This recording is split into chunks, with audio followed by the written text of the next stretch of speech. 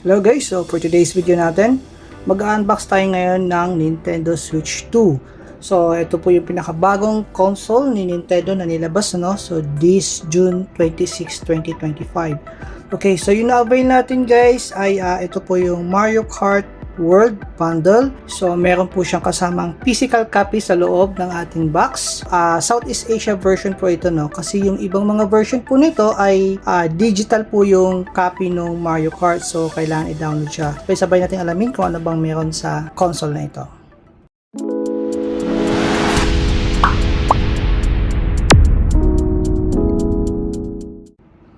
Okay guys, so etong console ng Nintendo Switch 2 ay nakuha ko siya sa Datablitz. Nag-pre-order po ako last June 8 at sulit po yung pag-aantay natin sa kanya, no? Kasi nakuha lang natin siya ng 30,950 pesos, ano? So compared dun sa ibang mga game shop, sa kanila pumapalo po kasi ng nasa 34,950. So unbox natin siya.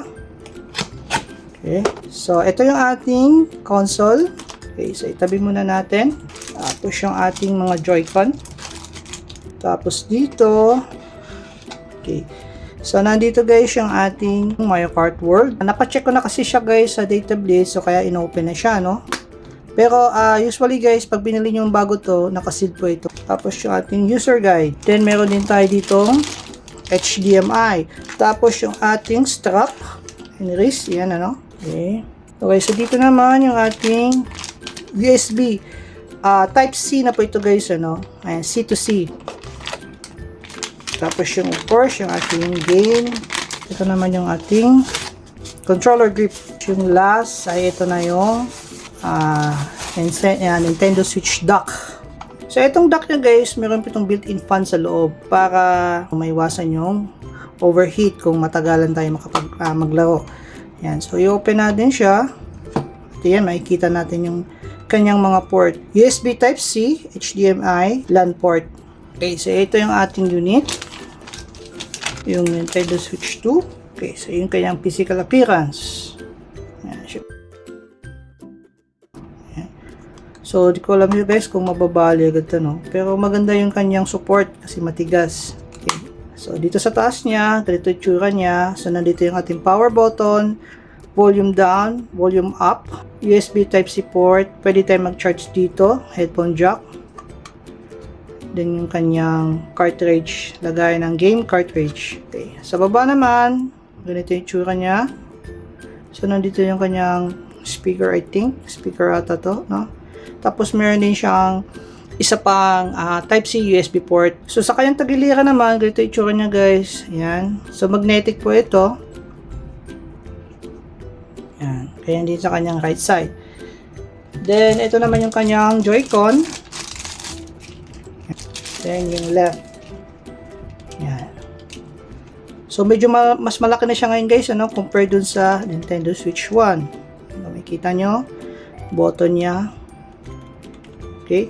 Tapos, since magnetic na siya, mayroon siyang unlock button dito for quick release, ano. Release natin siya.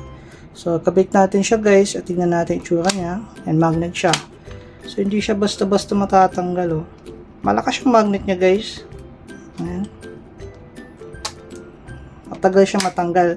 Unless kung talagang bibigyan mo ng force.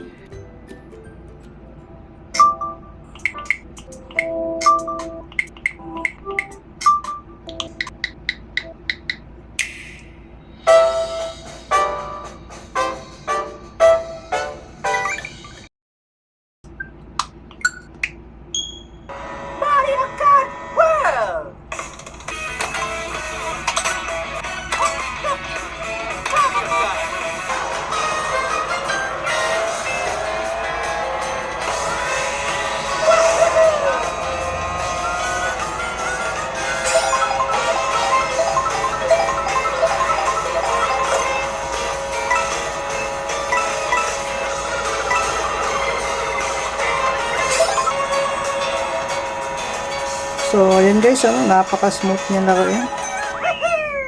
Okay. So, napaka-smooth niya guys laruin at napakabilis. So, napakalaki na improvement niya compared dun sa Switch 1. So, yan. Sana katulong yung video namin. And please don't forget po to subscribe sa aming YouTube channel para lagi po kayong updated sa mga upcoming videos po namin. Thank you po for watching.